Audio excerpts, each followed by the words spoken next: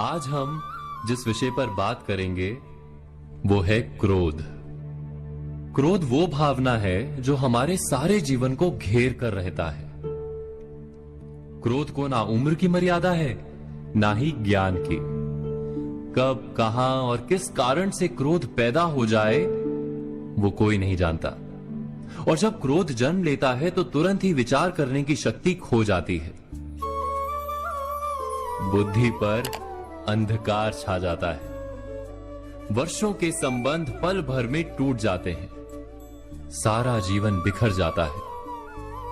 किसी भी कारागार में जाकर देखिए, अधिकतर अपराधी क्षण भर के क्रोध का दंड भोगते हुए दिखाई देंगे, पर फिर भी हम क्रोध पर अंकुश नहीं लगा पाते। बार बार हम क्रोध ना करने का प्रण तो लेते हैं, पर बार बार हमसे क्रोध हो जाता है। ये क्रोध वास्तव में क्या है, क्यों जन्मता है और क्यों अंकुश में नहीं रहता? उदाहरण के लिए आप एक बालक को देखिए। उसे किसी वस्तु की इच्छा होती है और उस समय अगर उसे वो नहीं मिलती या कोई उसे भयभीत करता है तो वो प्रतिक्रिया देता है। बालक की प्रतिक्रिया क्रोध है, क्योंकि बालक निर्बल है, निसहाय है।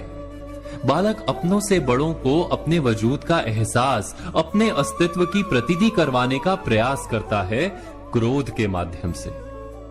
बड़े होने पर भी हम क्या ऐसा ही नहीं करते? क्या क्रोध हमारे भीतर बैठे बालक का प्रतिभाव नहीं? अर्थात क्या क्रोध वास्तव में केवल बालक जैसे व्यवहार का नाम नहीं? जब अहंकार को घाव होता है, जब भय लगता है, जब कोई वस्तु हमें प्राप्त नहीं होती, तब हमें क्रोध आता है। ठीक किसी बालक की भांति। हम जानते हैं कि आईने के सामने खड़े होकर मुंह बनाने का खेल बालकों को शोभा देता है, बड़ों को शोभा नहीं देता। फिर भी हम बालक की भांति क्रोध करना बंद नहीं करते।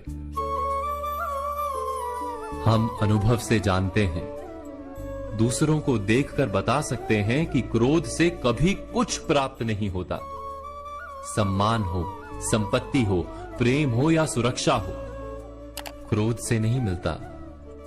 मिलता है तो प्रयासों से, कार्य करने से, बुद्धिपूर्वक विचार करने से। मनुष्य मात्र अपनी आदतों के अनुसार ही जीता रहता है।